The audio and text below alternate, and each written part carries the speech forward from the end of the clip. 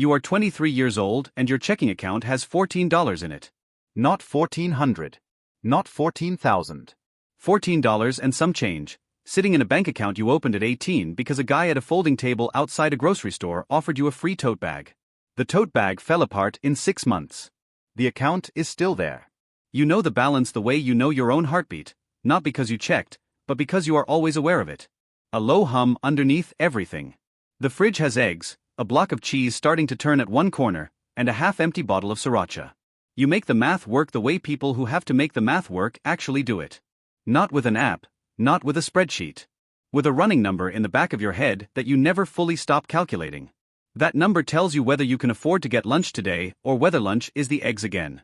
This is what zero looks like from the inside. It is not cinematic. It is not a dramatic low point with a clear beginning and a clear end. It is more like weather. Overcast most of the time. You stop making plans more than 2 weeks out because planning 2 weeks out requires a stability you do not have yet. The future is not something you can afford to be optimistic about. So you do not look at it. You look at Tuesday. You look at whether your next paycheck clears before your rent does. And yet, there is something that happens at zero that does not happen at any other number. You are paying very close attention to money in a way that people who have always had it simply cannot access. You know what a dollar does. You know the exact weight of a bad decision at this altitude. You know what it costs, not in some abstract personal finance blog way, but in the specific physical kept you awake at 3 a.m. way that only scarcity teaches. That knowledge is uncomfortable right now. It is also the most accurate map of how money actually moves that you will ever own. 4 years pass. You are 27 and your net worth is somewhere around $12,000. Most of it is sitting in a savings account earning a rate of return so modest it barely qualifies as a number. You have a job that pays $51,000 a year. You have a car with a cracked dashboard and a payment you have been making for 3 years. You have 3 work shirts from a store that runs a permanent 40% off sale, bought on the day the additional 20% coupon came in the mail, because you are still running the math, even when the math is small. The $12,000 feels enormous. It also feels fragile. You know that a transmission problem, a medical bill, or 1 month of reduced hours at work would take most of it. That awareness makes it hard to think of the $12,000 as wealth. It is more like a buffer. A temporary distance between you and the way things used to be. But something shifted somewhere in those 4 years and you cannot point to the exact moment. You stopped spending money to manage the feeling of not having enough. That is a specific and underrated thing. There is a kind of spending that is not really about the purchase. It is about the brief, chemical relief of choosing something. Of saying yes to yourself in a week full of numbers. You did that for a while. Most people do. Then you stopped. Not because someone told you to, not because you read something, but because you sat down with a bank statement one February evening and watched where the relief spending went and felt nothing but tired looking at it. The $12,000 is the result of that tiredness. The compound effect of deciding, slowly and without ceremony, that the relief was not worth what it cost. At $50,000, the feeling is new enough that you do not trust it yet. You have $50,000 in a brokerage account, a small emergency fund, and a car you paid off 14 months early. You are 31. You still check the account more than is useful. You still feel the old reflex of calculating whether you can afford something before you buy it, even when the answer is clearly yes. The habit of scarcity does not exit cleanly. It just gets quieter. What changes at $50,000 is that you begin to understand the difference between saving money and putting money to work. Saving is static. It is money sitting in a room. Putting it to work means the money is out in the world doing something, and that something generates a return, and the return becomes money, and that money goes back out and does something again. The mechanism is not complicated. What takes time is learning to trust a process you cannot see moving in real time. You put $30,000 into an index fund. It does nothing interesting for 8 months. There is no notification, no event, no ceremony. It sits there in a brokerage interface that looks like a mildly boring spreadsheet. Then one afternoon you open it and the number is slightly different. Not dramatically. Not enough to change anything practical. Slightly different, and the direction of the difference is up, and that direction was produced by a mechanism you set in motion and then walked away from. That moment is small. It is also not nothing. At $150,000, people in your life start noticing something has changed about you without being able to name what it is. You have not said anything. You have not changed much visibly. You still drive the same car. You still eat at the same lunch spot 2 days a week. But there is something in the way you make decisions that has a different quality. Less reactive. Less driven by the week in front of you and more by the year beyond the year. Your coworker asks you at lunch one day if you have done something different recently. Changed jobs, taken a course, something. He cannot figure out what it is. You tell him you have been doing a little investing and leave it there. He nods and changes the subject, and the conversation moves on, and you feel something you do not have language for yet. What you have actually changed is your relationship with urgency. At $14, everything was urgent because the margin was zero. At $150,000, the margin is wide enough that most urgency turns out to be manufactured. Most deadlines are soft. Most crises are recoverable. The world moves slightly slower when you are not operating from a permanent state of financial scarcity, and in that extra half second of space before a decision, you start making different choices. You also start noticing the structure of things that seem ordinary. A parking lot near your office charges $18 a day. The lot is full 5 days a week. You start doing math you would not have done 2 years ago. Not because you have a plan yet. Because the part of your brain that spent years watching every dollar has gotten interested in following the money upstream, past the transaction, toward whatever system is generating it. At $500,000, you own 2 things most people do not know about. One is a small commercial laundromat in a mid-sized city 3 hours from where you live. The other is a self-storage facility with 47 units that you co-own with one other investor, a retired engineer named Cal who found you through a real estate forum and spent 4 months asking the same careful questions you were asking before either of you committed to anything. You have never met Cal in person. You have spoken by phone 11 times. You trust him more than some people you have known for a decade, because trust built on documented, transparent numbers has a different texture than trust built on proximity.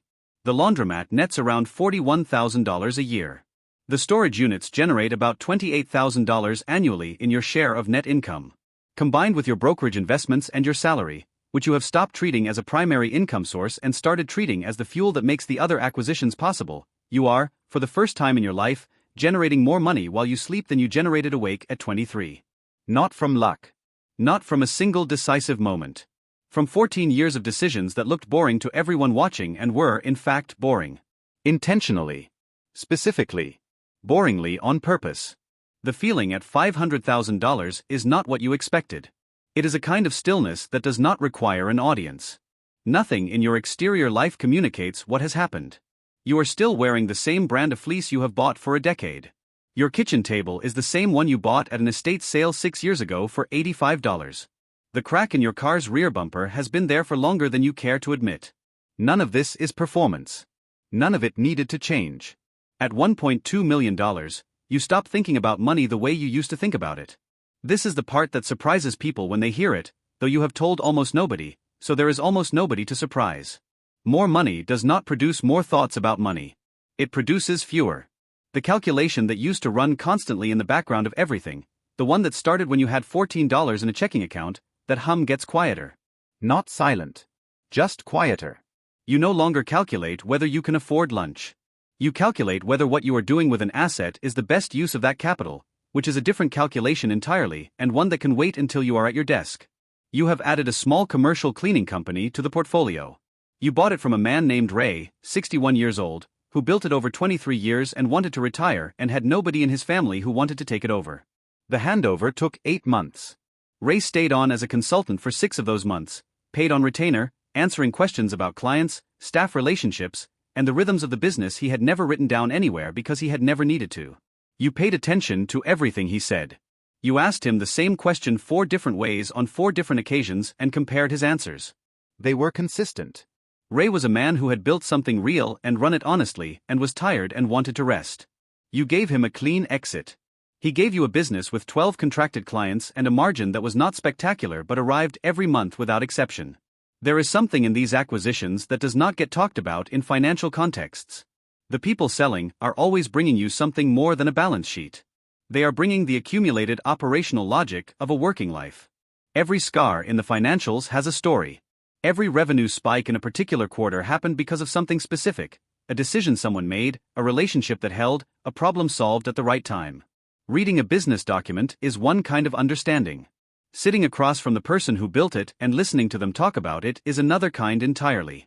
At $4 million, your accountant says something you keep turning over for months afterward. She has been doing your books for 4 years, A precise and unsentimental woman named Linda who has the energy of someone who has seen every possible version of financial decision-making and retains the right to be quietly unimpressed by all of it. She looks at your portfolio summary one afternoon and says, with no particular emotion attached, that you have constructed something deliberately resistant to elegance. You take it as accurate.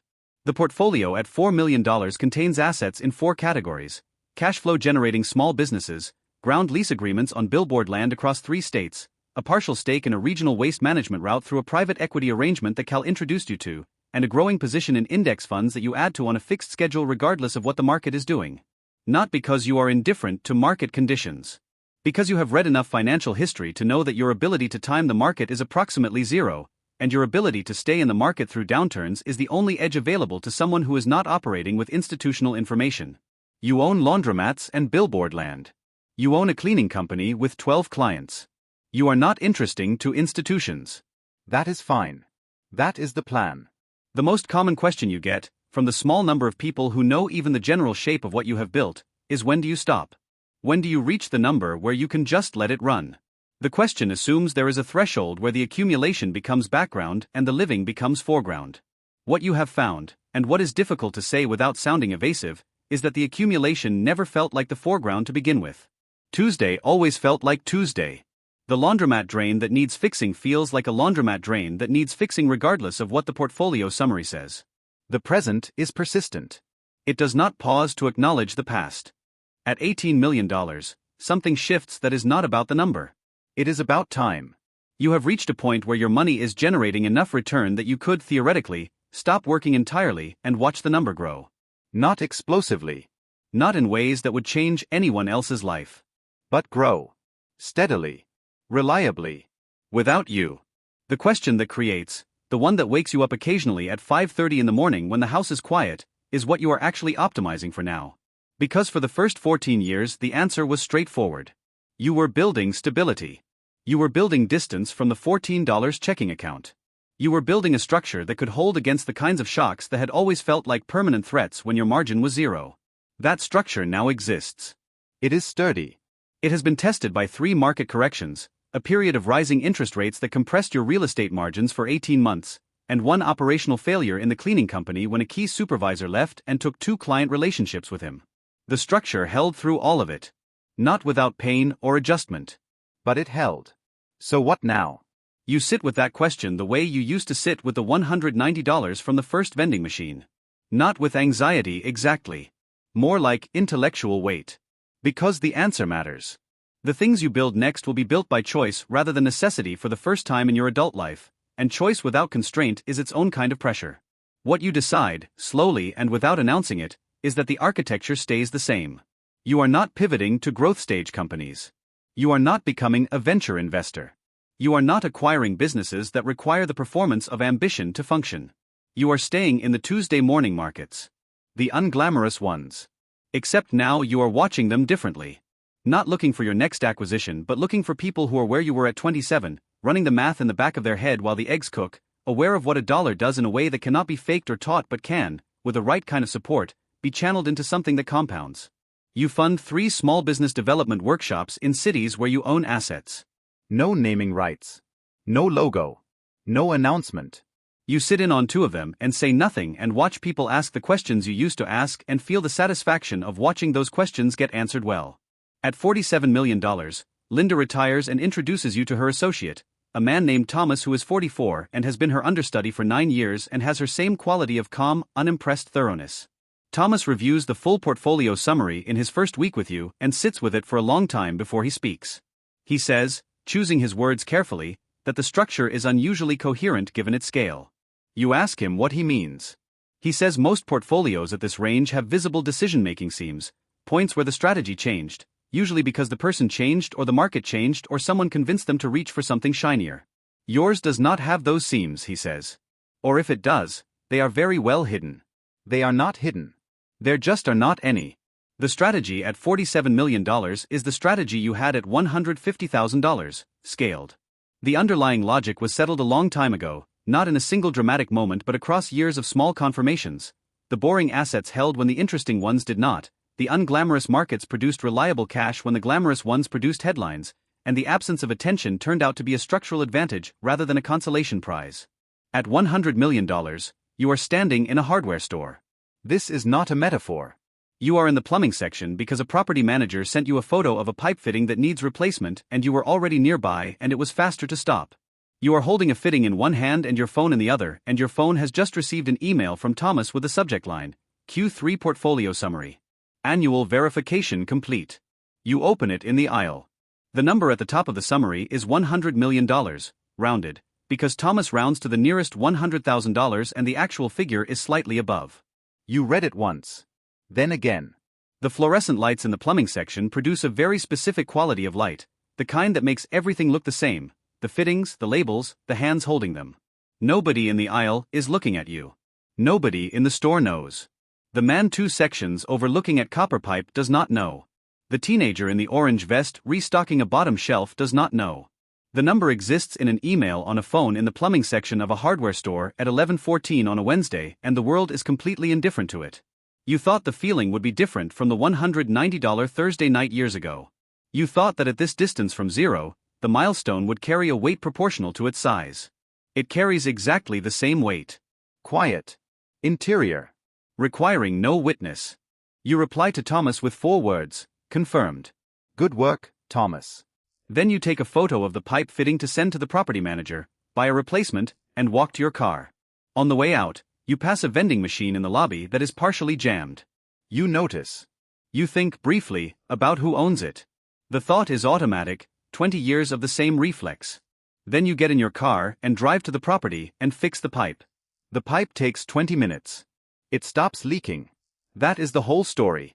The number did not change Tuesday. Tuesday changed the number. 11 years ago, 12 years ago, every Tuesday that came after, each one adding its quiet fraction to something that was always going to take the shape it took, because the logic was decided in a hospital break room hallway by a person who looked at a jammed vending machine and asked, for 40 minutes longer than anyone else would have bothered, who actually owns this thing? The crack in the bumper is still there. You have not fixed it. At some point you probably will. But not today. Today the laundromat drain needed attention, then the pipe needed attention, then Thomas needed 4 words back, and now the day is most of the way through and the account summary sits in an inbox and the car starts the same as always and the road home is the same road it has always been. That is what $100 million looks like from the inside. Not a destination. Not a transformation. Just the longest, quietest, most deliberate Tuesday of your life, arriving right on schedule.